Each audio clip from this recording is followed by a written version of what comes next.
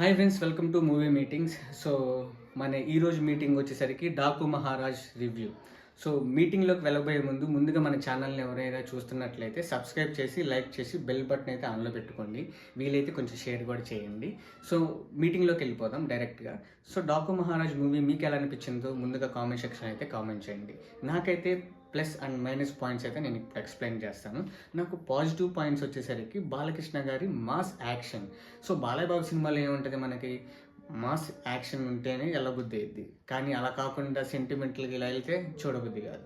So సింహం గర్జిస్తేనే బాగుంటుంది, సింహం మెలకుండా పడుకొని పిల్లిలాగా ఉంటే నచ్చదు. సో బాలకృష్ణ గారు కూడా అంతే మాస్ యాక్షన్తో చేస్తేనే సినిమా అయితే బాగుంటుంది అనమాట. సో అండ్ ఇంకా మెయిన్ మీటింగ్లోకి వెళ్ళిపోతే నెక్స్ట్ మైనస్ పాయింట్స్ వచ్చేసరికి నాకు స్టోరీ ఓల్డ్ అనేది అనిపించింది. Story narration old.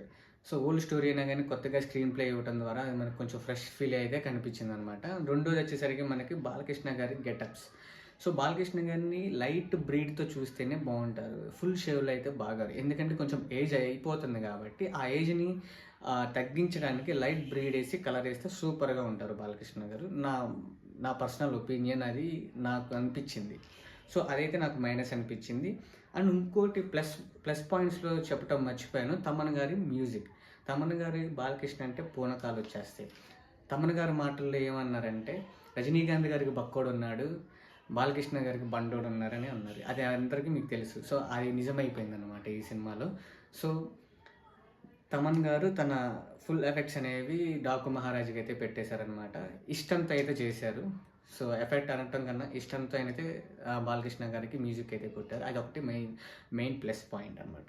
సో ఓవరాల్గా నేను ఈ మూవీ వచ్చేసరికి 50-50, కొన్ని ప్లసెస్ ఉన్నాయి, కొన్ని మైనసెస్ ఉన్నాయి. సో అందుకని ఈ సినిమా కూడా హిట్, ఇప్పుడున్న సినారియోలో ఇప్పుడు వచ్చిన సినిమాల్లో హిట్ అనేది అయితే సొంతం చేసుకుంది. నేను దీనికి ఓవరాల్గా నేను ఇచ్చే రేటింగ్ 5 అనుకుంటే నేను ఇచ్చే రేటింగ్ 3. సో నా ఎక్స్ప్లెనేషన్ కనుక నచ్చితే ప్లీజ్ కామెంట్ చేయండి, సబ్స్క్రైబ్ చేయండి, లైక్ చేయండి, షేర్ చేయండి అండ్ బెల్ సింబల్ అనేది ఆన్లో పెట్టుకోండి. మళ్ళీ నెక్స్ట్ మీటింగ్లో కలుద్దాం, అంటే నెక్స్ట్ రివ్యూలో కలుద్దాం. Signing off.